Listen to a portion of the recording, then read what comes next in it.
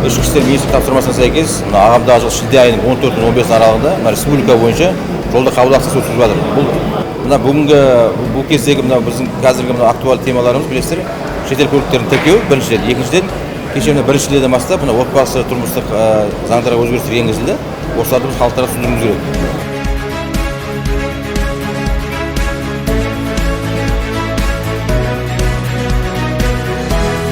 Звондап сөйлесіп, бояқтан сымат ететін жетті. Бұл жақын не жара жүрмейміз? Жүрет егер учетте сымат етесіз, сосын жаңағы кубли продаж доверенности міндетті түрде алып келеміз.